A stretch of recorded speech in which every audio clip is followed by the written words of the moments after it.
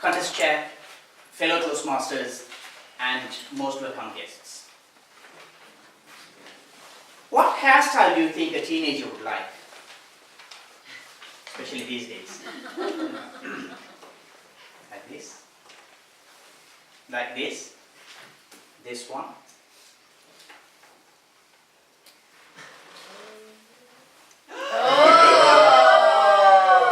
But definitely not this.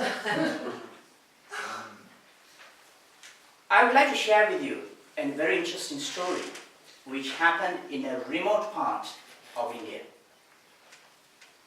A teenage boy came to his father and asked his father to take him to the hairdresser's. The father took him, dropped the boy at the hairdresser's, and waited outside in the car. The boy had the haircut and came towards the car. The father saw the boy and he was shocked.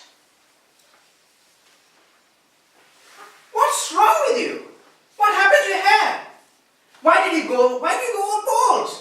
You never told me about this. Dad, calm down. Calm down, Dad. Listen, one of my friends at school was suffering from cancer. He's been going through immense chemotherapy. So he's lost all his hair.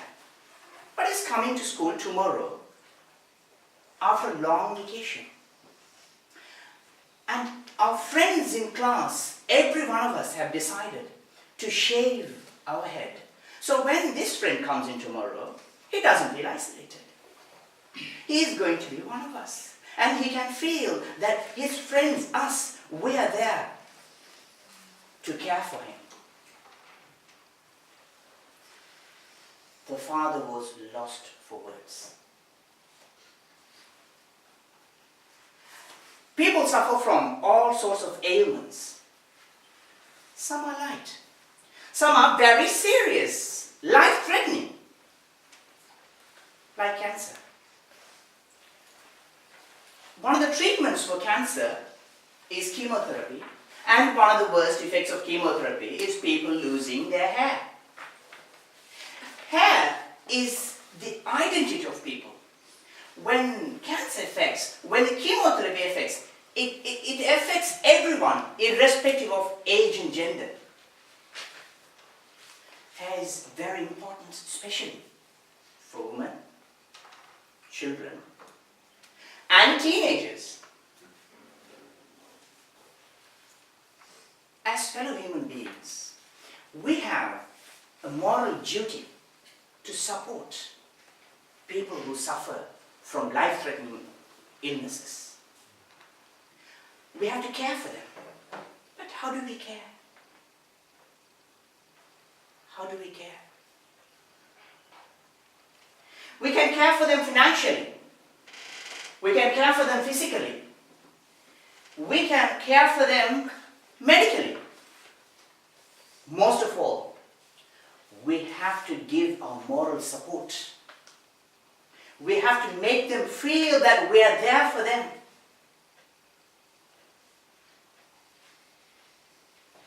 Back in the UK, during first month of January, a 14-year-old boy, Stan Locke, shaved his head for the charity Macmillan Research.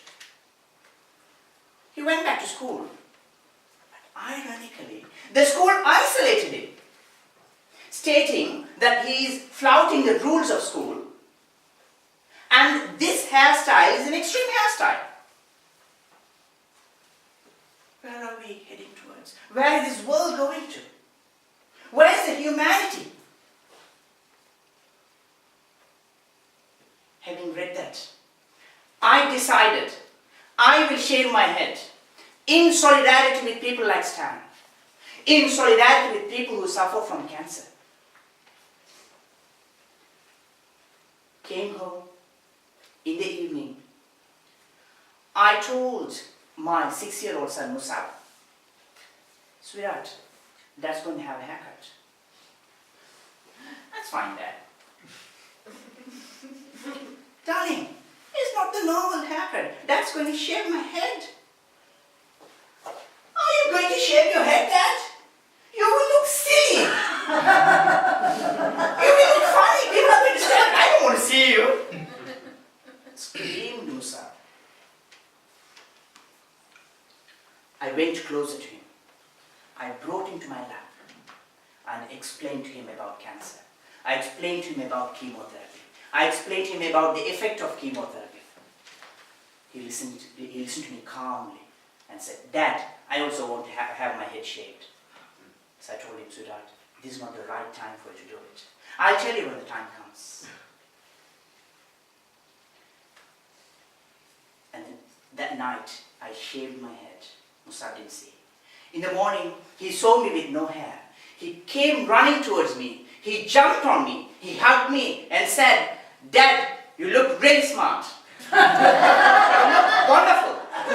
I like this hairstyle, he said.